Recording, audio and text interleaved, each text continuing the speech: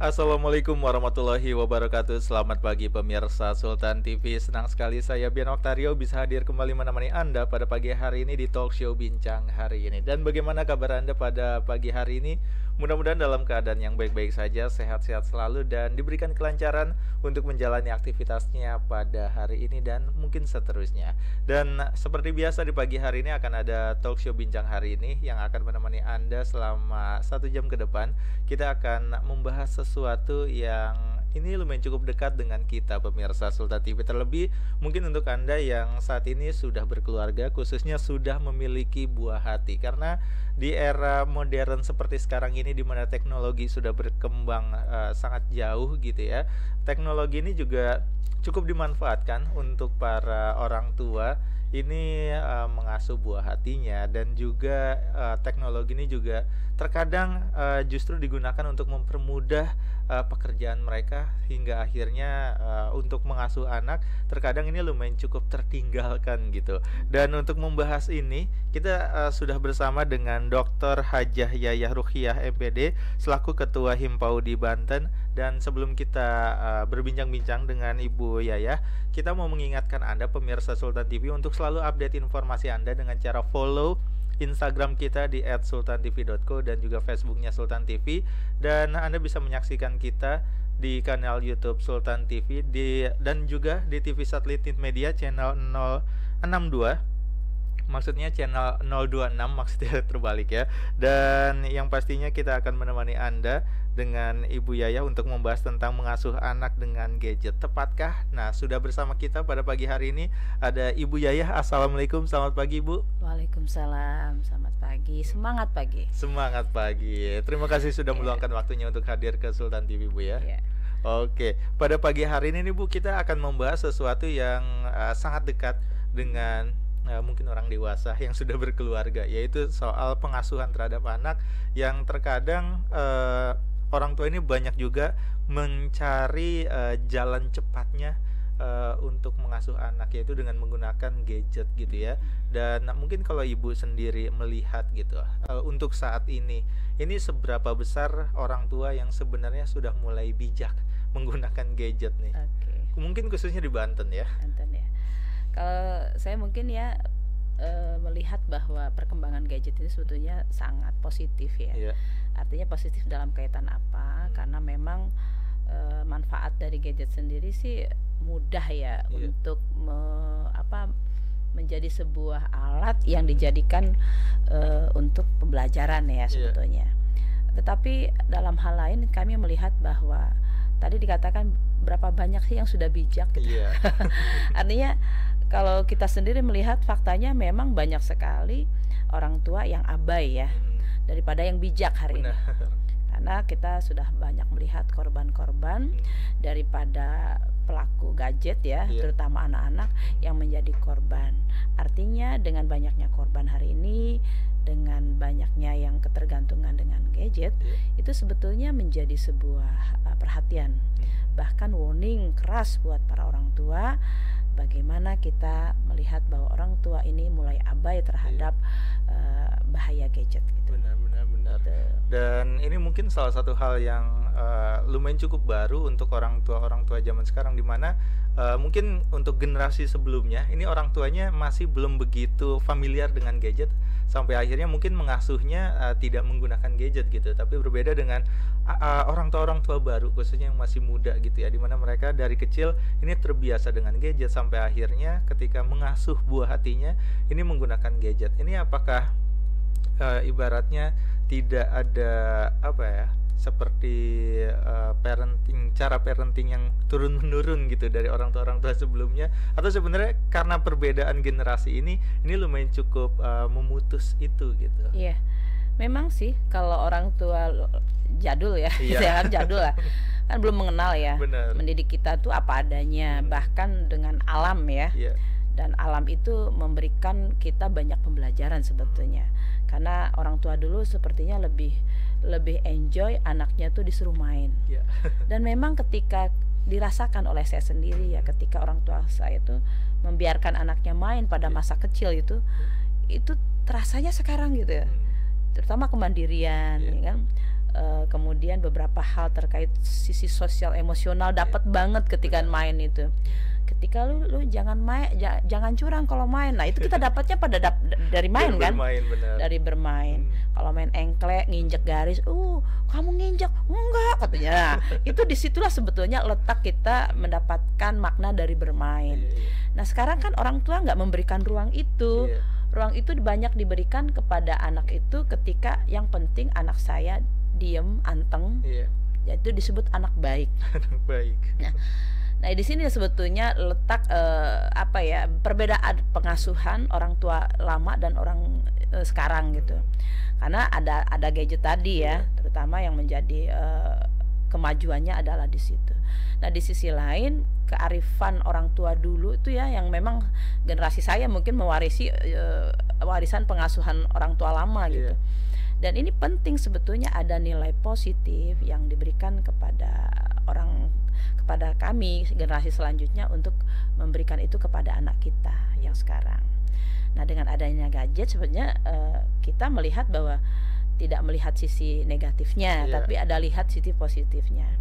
Tetapi kan pemberlakuannya untuk anak berbeda. Benar.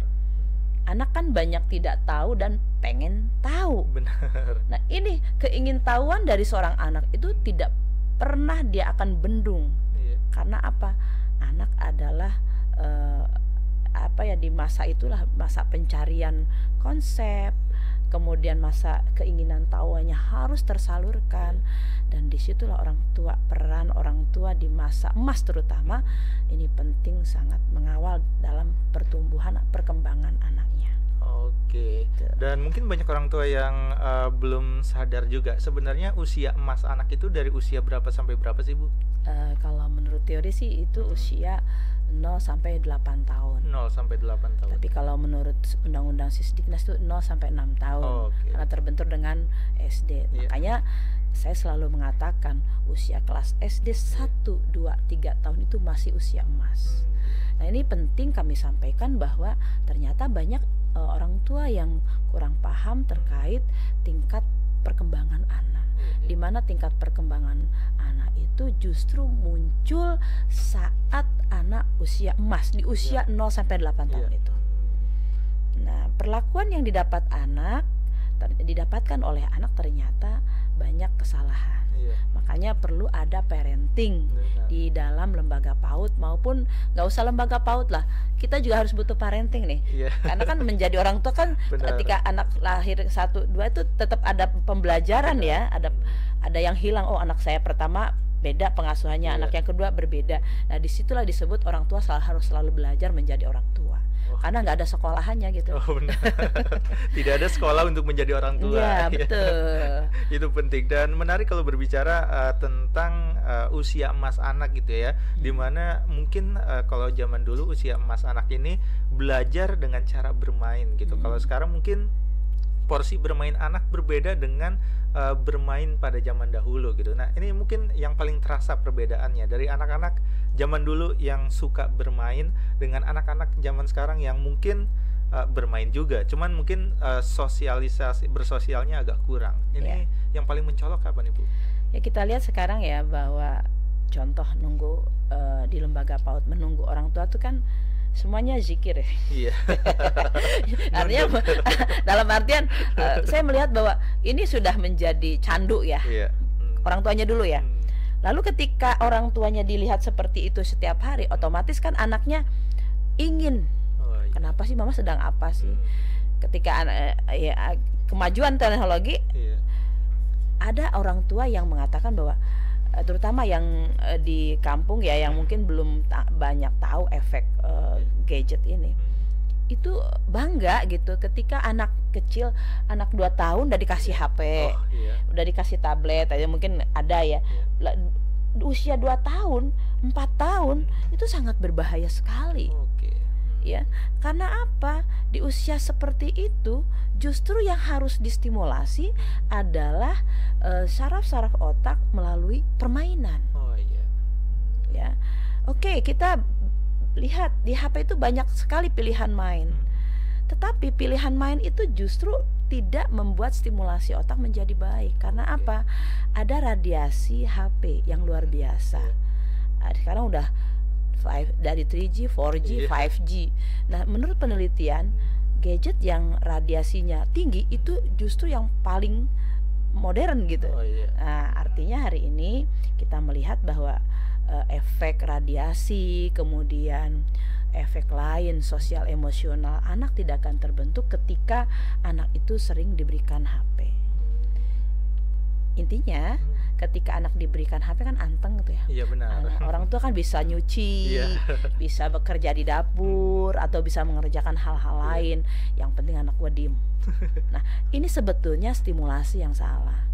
Stimulasi perkembangan anak usia dini itu ternyata aspek sosial, aspek norma agama, kemudian aspek kognitif, bahasa, seni, kemudian aspek motorik kasar, motorik halusnya yang harus full distimulasi pada saat usia emas ini.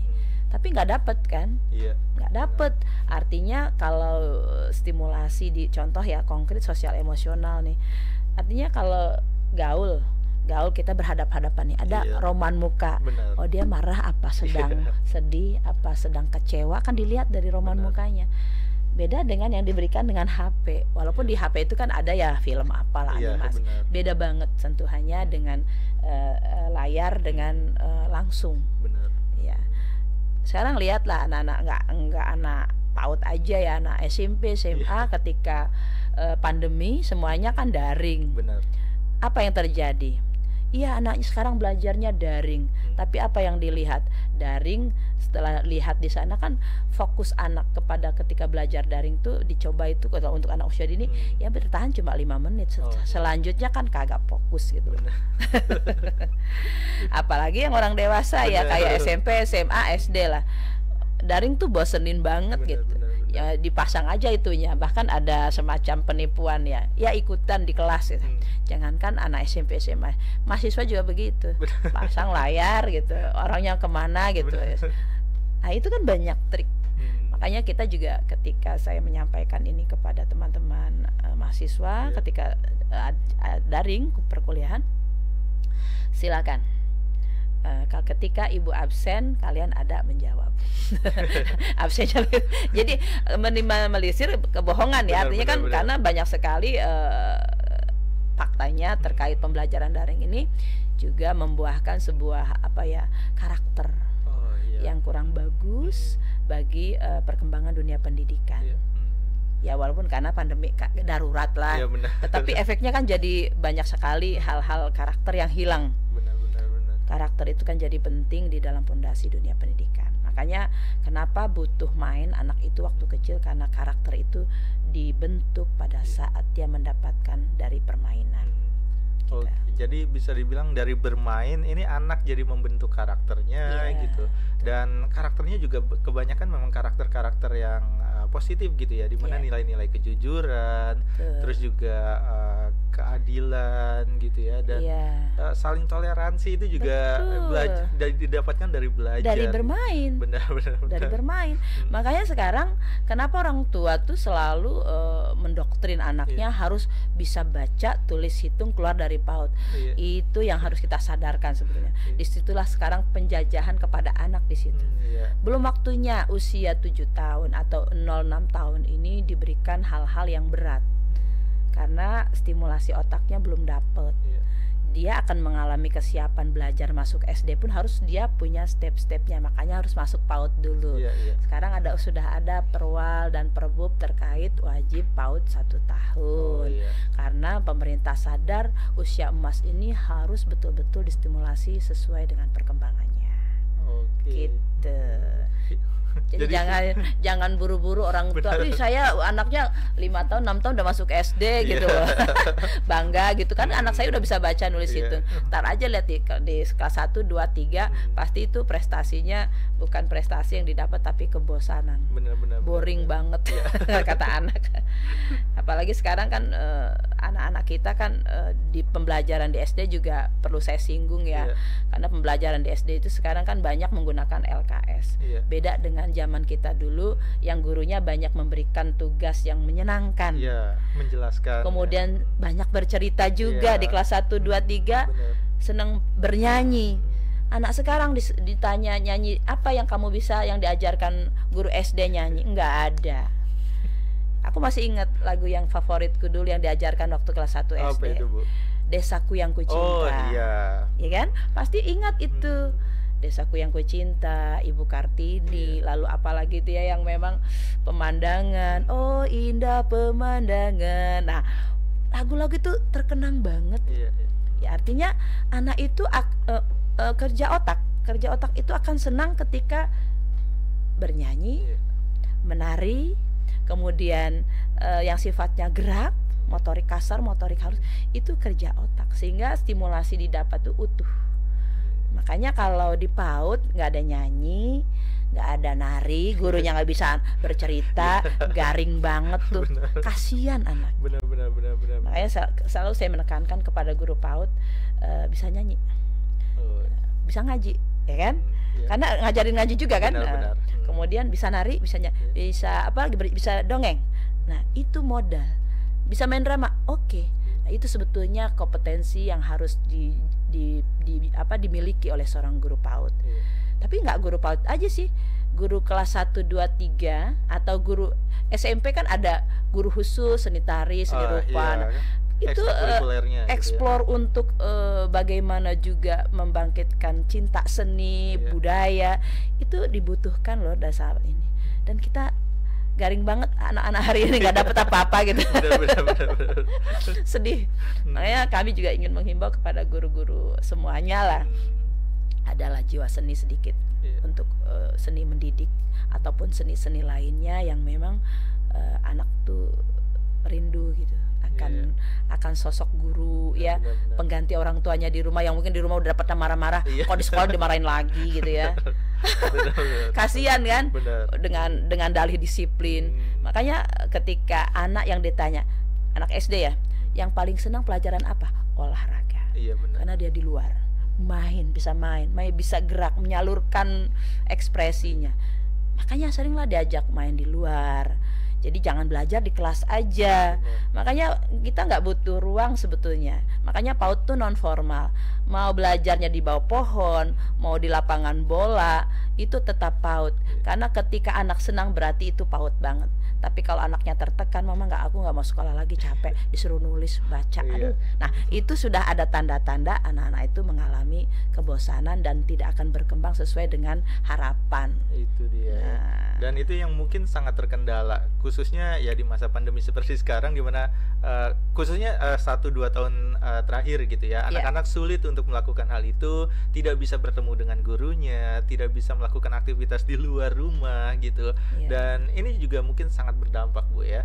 Dan mungkin nanti kita akan balik lagi nih membahas soal balik lagi orang tua yang sangat berperan khususnya untuk anak di rumah gitu ya, dimana pola asuhnya ini sangat ditentukan oleh gadget terkadang. Tapi kan gadget ini punya sisi manfaat, tapi juga ada sisi-sisi yang membahayakannya juga. Nah gimana caranya untuk bisa menyeimbangkan itu? Nah nanti akan kita bahas nih Bu ya, setelah jeda. Jadi kita akan istirahat untuk sejenak. Jadi pastikan Anda pemirsa Sultan TV untuk tetap bersama kami di Talk Show Bincang hari ini.